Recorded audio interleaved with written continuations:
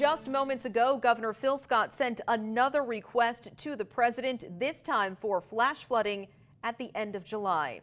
He addressed Vermonters again today with an assist from FEMA. ABC 22's Matt Holderman is live in the newsroom to fill us in on just what both parties had to say. Right, Lauren, and just to recap for everyone, FEMA is currently offering help to Vermonters affected by these storms from July 9th to July 11th this year. And as of this morning, that was the only storm for which the state had requested help so far. But Governor Scott did also submit that major disaster declaration for the July 30th storms just a few hours ago. And this one includes Caledonia, Essex, and Orleans counties.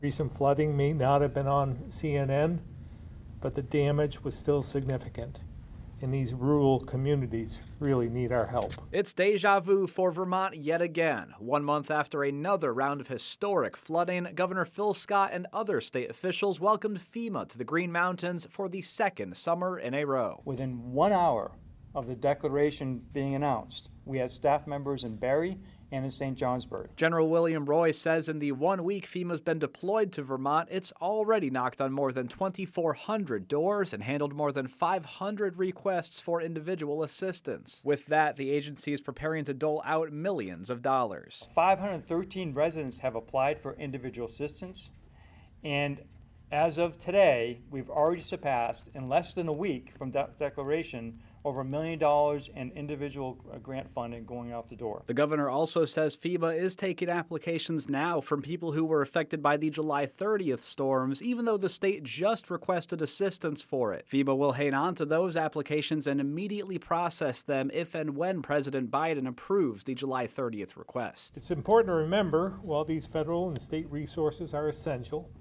and will help, we know it's not enough.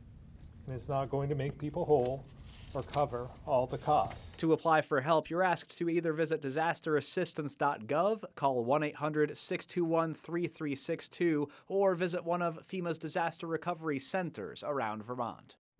And in another note from the July 30th storms, Governor Scott's administration says it caused more than $3.7 million in just public infrastructure damage and also destroyed 85 homes across the 3 counties. The U.S. Small Business Administration says they are now handling some requests for help too from these storms. And as of this morning, they had received 17 applications from business owners and have already approved more than $78,000 in disaster loans. I will include links to these resources within this story on our website, mychamplainvalley.com. Live in the newsroom, Matt Holderman, ABC 22 News.